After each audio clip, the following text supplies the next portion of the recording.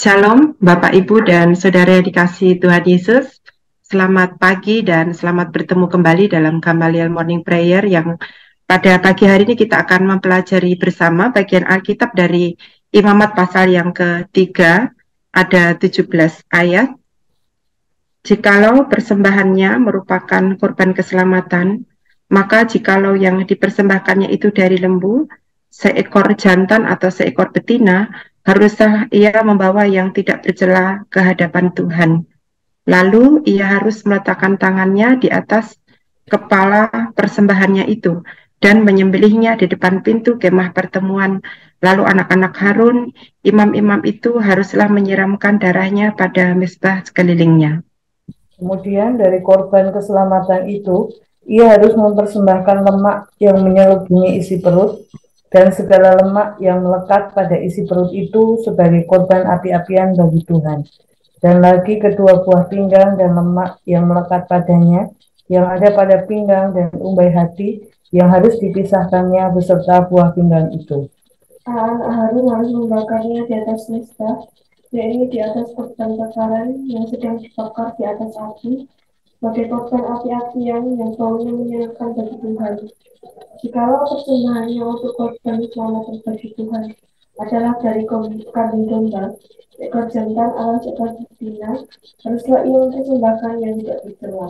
Jikalau ia mempersembahkan seekor domba sebagai persembahannya, ia harus membawanya ke hadapan Tuhan. Lalu ia harus meletakkan tangannya ke atas kepala persembahannya itu dan menyembelihnya di depan kemah pertemuan. Lalu anak-anak Harun harus menyiramkan darahnya pada mezbah sekelilingnya. Kemudian dari korban keselamatan itu ia harus mempersembahkan lemaknya sebagai korban api-apian bagi Tuhan, yakni segenap ekornya yang berlemak yang harus dipotong dekat pada tulang belakang, dan lemak yang menyelubungi isi perut, dan segala lemak yang melekat pada isi perut itu. Dan lagi kedua buah pinggang dan lemak yang melekat padanya, yang ada pada pinggang dan umbai hati, yang harus dipisahkannya beserta buah pinggang itu. Imam harus membakarnya di atas mezbah sebagai santapan berupa korban api-apian bagi Tuhan. Jikalau persembahannya seekor kambing, ia harus membawanya di hadapan Tuhan. Lalu ia harus meletakkan tangannya di atas kepala kambing itu dan menyembelihnya di depan kemah pertemuan. Lalu anak-anak Harun menyiramkan darahnya pada mezbah sekelilingnya. Kemudian dari kambing itu ia harus mempersembahkan lemak yang menyelubungi isi perut dan segala lemak yang melekat pada isi perut itu sebagai persembahannya berupa korban yang bagi. Dan lagi kedua buah pinggang dan lemak yang melekat padanya, yang ada pada pinggang dan umbai hati, yang harus dipisahkannya beserta buah pinggang itu. Imam harus membakar semuanya itu di atas mezbah sebagai santapan berupa korban api-apian menjadi bau yang menyenangkan. Segala lemak adalah kepunyaan Tuhan. Inilah suatu ketetapan untuk selamanya bagi kamu turun-temurun di segala tempat kediamanmu. Janganlah sekali-kali kamu makan lemak dan darah. Ya, terima kasih. Imamat pasal 3 ini menjelaskan kepada kita aturan bagi para imam dalam perjanjian lama pada saat mereka melaksanakan korban keselamatan. Korban keselamatan ini merupakan korban yang diberikan oleh umat Israel kepada Allah untuk mengadakan pendamaian dan persekutuan dengan Allah. Nah, di dalam sudut pandang perjanjian baru, korban keselamatan yang diatur di dalam perjanjian lama ini merupakan kiasan dari korban yang sempurna di dalam diri Yesus Kristus. Kalau kita membaca dari Ibrani pasal 9 ayat 9 sampai 10 menjelaskan bahwa korban-korban dalam perjanjian lama ini merupakan kiasan dari masa sekarang, yaitu masa setelah korban Yesus Kristus. Korban-korban dalam perjanjian lama ini juga disebut dalam surat Ibrani sebagai korban yang tidak menyempurnakan dan hanya berlaku sampai tiba waktu pembaharuan. Pembaharuan di sini adalah Yesus Kristus sebagai pembaharu dari perjanjian lama. Oleh karena itu pada pagi hari ini kita akan melihat bagaimana korban keselamatan di dalam perjanjian lama sebagai tipe dari korban Yesus di dalam perjanjian baru dengan membandingkan dari Imamat pasal 3 ini dengan Ibrani pasal 9 dan yang ke-10. Kita akan melihat yang pertama tentang korban keselamatan. Di ayat 1 dan 6 dijelaskan bahwa korban keselamatan ini adalah berupa ternak yang tidak bercela.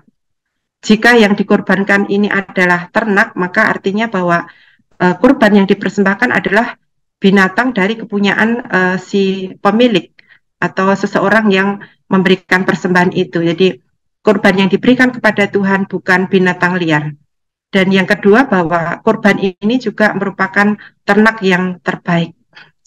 Nah, jika korban persembahan ini merupakan milik kepunyaan sendiri, maka berarti ada penyerahan dari sesuatu yang dimiliki, bukan dari sesuatu yang tidak dimiliki. Dan jika persembahan itu adalah harus yang tidak bercela, ini mengandung arti bahwa korban ini adalah merupakan yang terbaik diberikan buat Tuhan dan bukan dari sisa-sisa yang dimiliki. Nah, kitab Ibrani menyebutkan bahwa korban-korban binatang di dalam perjanjian lama ini tidak menyempurnakan. Di dalam perjanjian baru kita mengenal Yesus Kristus sebagai korban bagi keselamatan manusia yang berdosa. Yesus juga adalah anak Allah dan Allah menyebut Yesus sebagai anak yang dikasihinya. Kita melihat bahwa Allah memberikan milik yang dikasihinya, yaitu Yesus Kristus. Dan kita melihat bahwa Yesus ini bukan korban yang dipersembahkan oleh umat Allah, tetapi korban oleh Allah sendiri. Karena Yesus ini adalah Allah sejati tanpa dosa, tanpa celah, sehingga ketika Yesus mengorbankan dirinya dengan mati di kayu salib, Yesus adalah korban yang 100% sempurna bagi keselamatan manusia berdosa. Selanjutnya yang kedua mengenai tempat pengorbanan, kita tadi melihat di ayat 1 sampai yang kedua, ayat 7 sampai 8, ayat 12 sampai yang ke-13, di sana menjelaskan bahwa pelaksanaan korban keselamatan itu dilaksanakan di depan kemah pertemuan. Kemarin kita sudah belajar dari kitab Keluaran bahwa kemah pertemuan ini merupakan tempat yang dikhususkan Allah untuk bertemu dengan umatnya. Kemah pertemuan ini merupakan lambang kehadiran Allah. Kemah pertemuan merupakan wujud perkenanan Allah kepada umatnya. Dan kemah pertemuan ini menjadi tempat yang dipilih Allah untuk sebagai tempat pembakaran korban keselamatan. Tetapi kalau kita membaca di Ibrani 9 ayat 11 sampai 12, di sana menjelaskan bahwa kemah pertemuan sebagai lambang kehadiran Allah di perjanjian lama ini telah disempurnakan oleh Yesus Kristus. Disebutkan di sana bahwa Yesus ini sebagai pribadi yang melintasi kemah yang lebih besar dan lebih sempurna, yaitu kemah yang tidak dibuat oleh tangan manusia. Artinya Yesus adalah Allah sendiri, sehingga di dalam persekutuan dengan Yesus, orang percaya telah memasuki kemah Allah yang kekal, telah memiliki persekutuan yang abadi dengan Allah yang Maha Kudus. Berikutnya kita melihat bagian yang ketiga, yaitu tentang bagaimana cara memberikan korban keselamatan.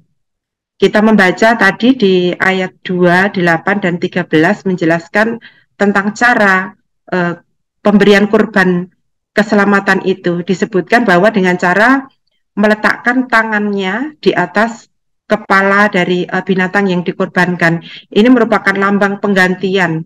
Artinya bahwa binatang yang dikorbankan ini adalah sebagai pendamai antara orang yang memberi korban dengan Allah.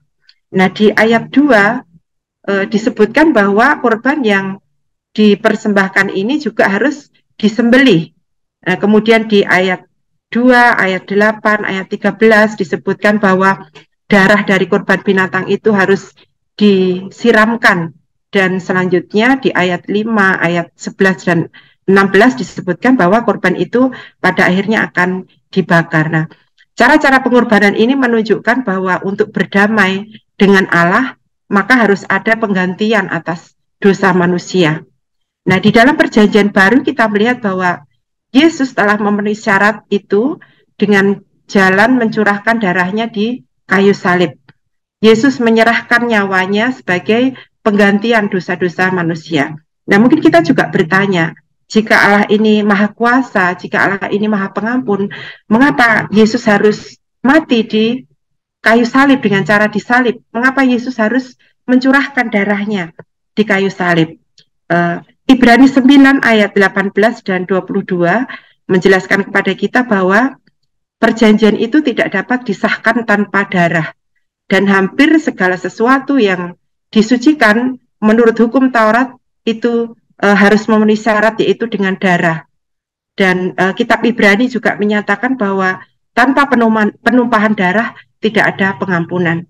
Nah, di sini kita melihat bahwa Yesus sebagai korban yang sempurna itu telah memenuhi, bahkan melampaui syarat-syarat yang ditentukan di dalam perjanjian lama.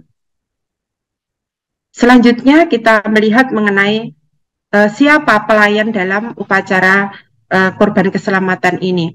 Di ayat 5, 8, dan 16, hukum Taurat mengharuskan anak-anak Harun dan para imam yang melaksanakan upacara korban keselamatan.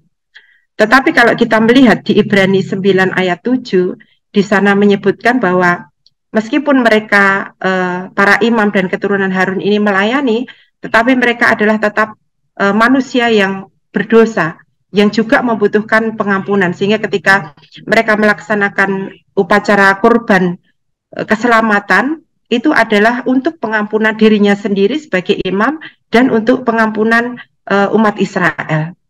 Nah, di Ibrani 9 ayat 11 kita melihat bahwa Yesus itu adalah sebagai imam besar tanpa dosa, sehingga Yesus sebagai imam dan sekaligus sebagai korban itu cukup satu kali untuk selamanya mengorbankan dirinya untuk penebusan semua manusia yang percaya kepadanya. Jadi ini membedakan dengan jelas para imam yang melakukan korban di dalam perjanjian lama, mereka harus berulang-ulang kali melakukan upacara korban. Selanjutnya kita melihat apa yang dipersembahkan dari korban keselamatan ini. Di ayat 3, ayat 9 dan 14 menyebutkan bahwa yang dipersembahkan adalah bagian-bagian terbaik dari isi perut, kemudian ada lemak, kedua buah pinggang, dan umbai hati. Kalau kita melihat di Ibrani 9 ayat 14, di sana memberitakan kepada kita bahwa Yesus yang mati di kayu salib ini melebihi dari darah-darah binatang yang dikorbankan, karena darah binatang itu hanya mampu menyucikan secara lahiriah.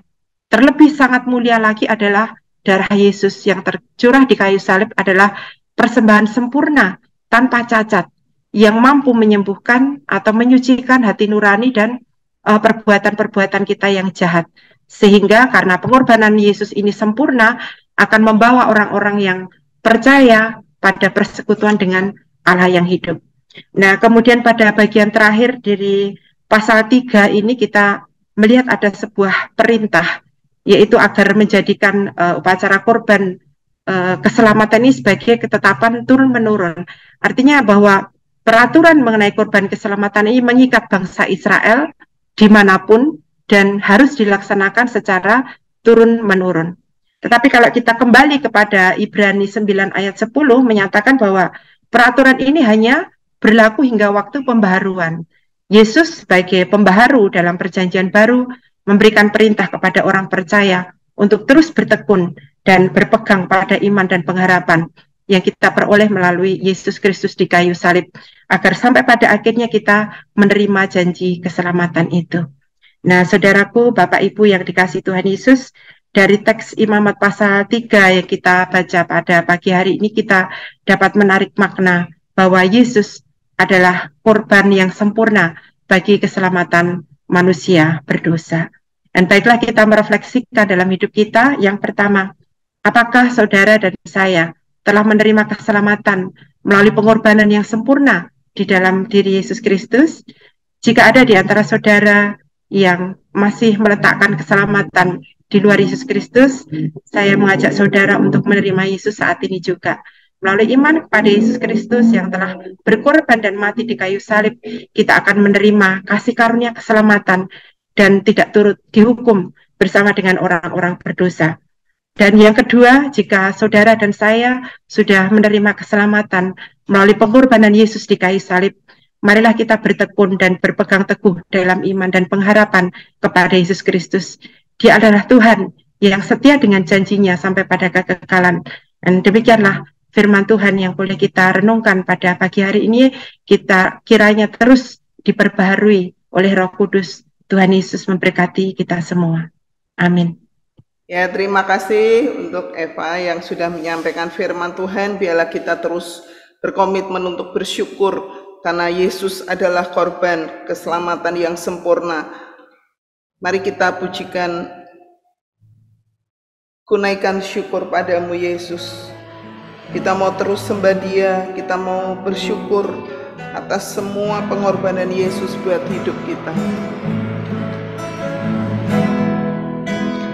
Naikkan syukur padamu Yesus, ku sembah sujud kepadamu Tuhan, di hadapan tahta kemuliaan-Mu,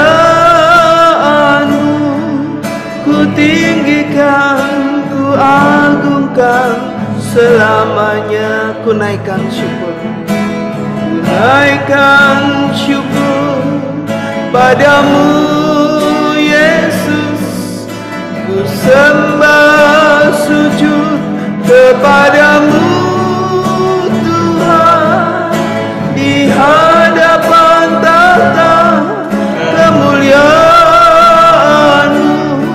ku tinggikan, ku agungkan selamanya. Segala puji, segala puji, syukur bagimu, ku tinggikan nama-Mu selalu, kemuliaan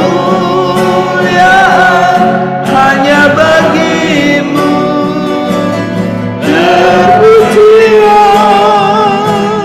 nama-Mu segala puji, syukur bagi-Mu, ku tinggikan nama-Mu selalu, kemuliaan hanya bagi-Mu, terpujilah nama-Mu segala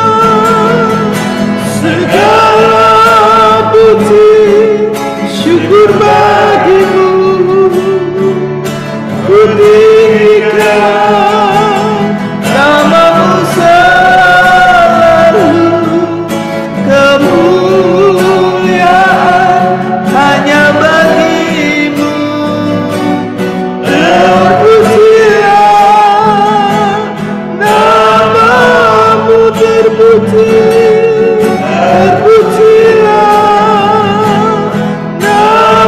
nama-Mu,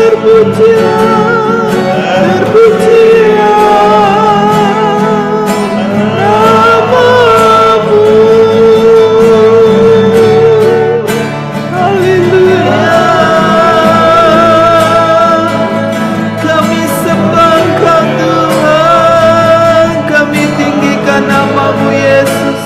Engkaulah korban sempurna, Engkaulah juru selamat kami. Terima kasih. Haleluya, haleluya, haleluya. Dalam terima kasih Tuhan, terima kasih Tuhan. Mari kita mengucap syukur kepada Tuhan yang sudah menyelamatkan hidup kita. Dialah korban sempurna yang dipilih Allah untuk menyelamatkan kita semua dan dunia ini. Mari kita mengucap syukur dan kita terus berkomitmen untuk teguh di dalam iman dan pengharapan. Kami bersyukur kepadamu ya Tuhan, oleh karena kemurahan anugerah Tuhan, kami boleh menerima keselamatan di dalam Yesus Kristus, korban yang sempurna yang dipilih Allah untuk menyelamatkan kami manusia di dunia ini. Kami bersyukur, biarlah kami yang percaya kepadamu memperoleh pengharapan, kekuatan iman untuk terus setia, untuk terus memandang dan terus meninggikan nama Yesus, nama di atas segala nama, nama yang olehnya kami diselamatkan. Terima kasih Tuhan, terima kasih, terima kasih.